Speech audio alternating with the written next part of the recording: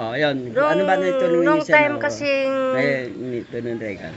ang nanay ko biglang pagkamatay niya, medyo kapos ang budget namin. Oh.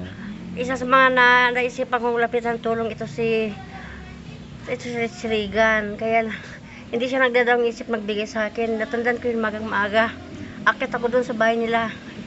Kasi parang ang mga ano noon, parang siya palang kilala ko. Gawa ng isa ako sa membro ng mga born again Christian.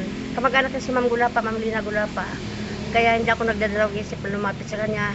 Nawala ang kayan ko kasi isang born again Christian, hindi ka dapat mahiya. Ipakilala mo siya na ikaw ay talagang totoong tunay na Christian. Kaya nung nilapitan ko siya, hindi ako nagdalang hiya. Sa kawalan na mahiya pa ba ako eh. Kailangan ko eh. Gusto kong marating ang bayan namin kasi ang nanay ko'y patay. Gusto kong makita siya.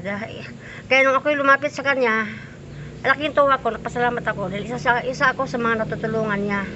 Yan. At saka matagal ko nang kilala ito siya. Kaya every time na siya ay kumandidato, hindi na wala sa listahan ko. Kasi yun, nandun napakilala ko sa kanya na tunay na tao talaga, malapitan, maasahan.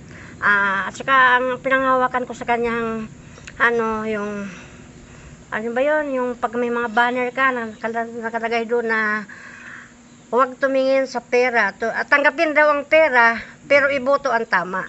Yun ang isang pinanghawakan ko every time na may banner, every time na kumandidato siya. Kaya yun lang ang talagang hindi ko makalimutan.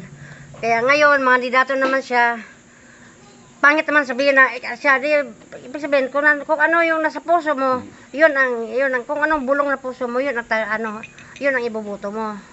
Pero hindi ko sinabi na pero kilala siya hindi naman, pangit naman yun, unfair naman sa ibang politiko yun, pero kilala ko siya, kahit noon pa kilala ko na siya, yun.